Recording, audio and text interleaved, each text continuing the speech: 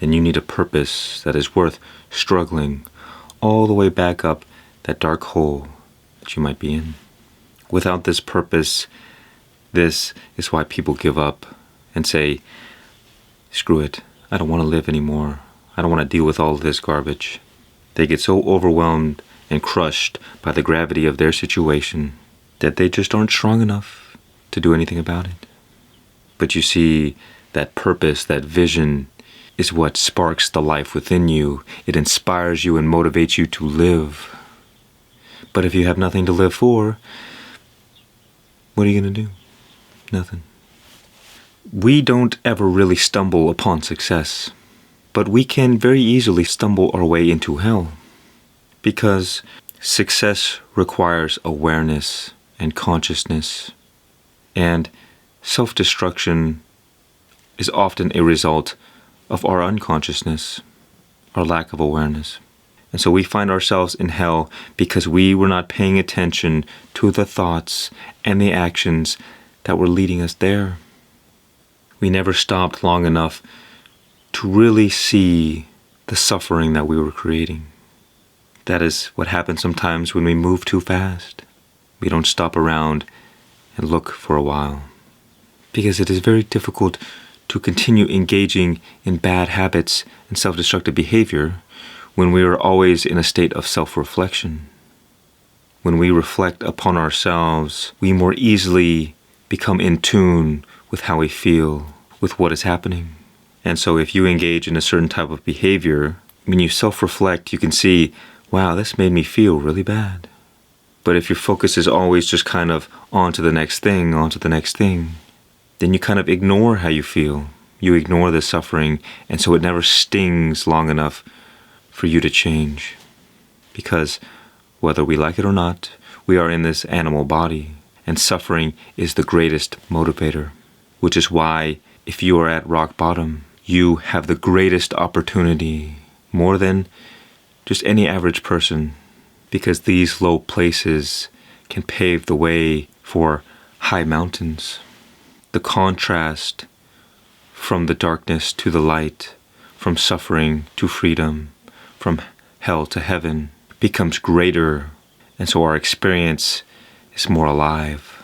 We become more powerful. We can live a life looking back saying, yes, I did live, and I lived a great life.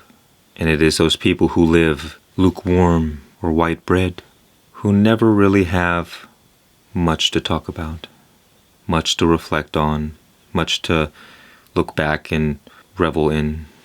And this presents us the key to escaping rock bottom, and that is realizing that it is not a negative thing, but in fact, it is the catalyst for your highest character growth.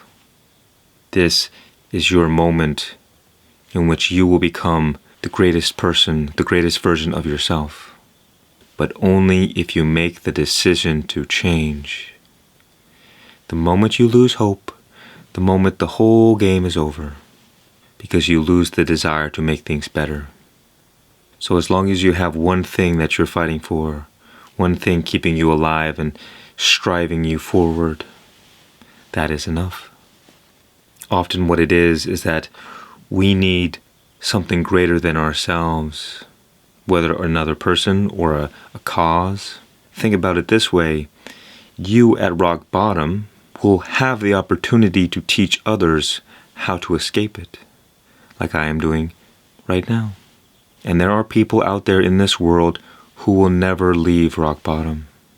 They will die there.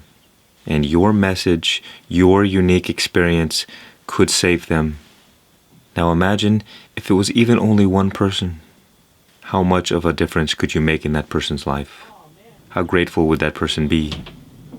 Even if you don't change the world, you change someone's world. And that is enough. So what we have to come to understand is this. Wrong actions, wrong beliefs, wrong attitudes, these things will lead us to hell. And right actions, right attitudes, right beliefs, right thoughts, these will lead us to heaven. But what does this mean? You see, energy is the force of life within us. And this mind is a tool that directs the flow of energy. So the things that we focus on that take away this energy, that wastes it, or takes it from others, this is what is wrong action. And so what happens over time, day by day, slowly or quickly, our energy is drained and leaked from us. And like when you turn off a light switch, darkness is what remains. And so where life is not, death is. So when we are in this deeply low place, experiencing incredible suffering, this is what it is like to be consumed by death.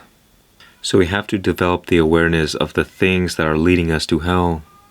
And I think deep down we already know this, because the things that are not good for us make us feel bad. They give us regret and shame and guilt. And so step by step, day by day, we have to begin retaining our energy. Once we are aware of the different areas in which it is being drained from us, we can slowly take our power back. And the more power we have, the more ability we have to change. This energy, this force of life, is also the force of creation. So as long as you are still living, you have the power to create any life that you desire, regardless of the external circumstances. But start with the low-hanging fruit. Find the things that you could stop doing, that you are willing to stop doing. Because if you could imagine a video game where you have to defeat all these different demons, you can't go defeat the boss demon. You can't go overcome your greatest addiction because you're not strong enough yet. You have all of these other mini demons stealing your energy all the time, and so you have no power. So you have to destroy the small ones, build wins over time, accumulate your energy. And the more energy you have, the more power you have. And so step by step, you knock out all of the problems that are leaking your energy from smallest to greatest. And by the time you reach the greatest demon in your life, you are finally powerful enough to overcome it. And all along the way, you are encouraged and inspired and motivated because you see yourself moving toward a brighter future. You see your vision becoming reality.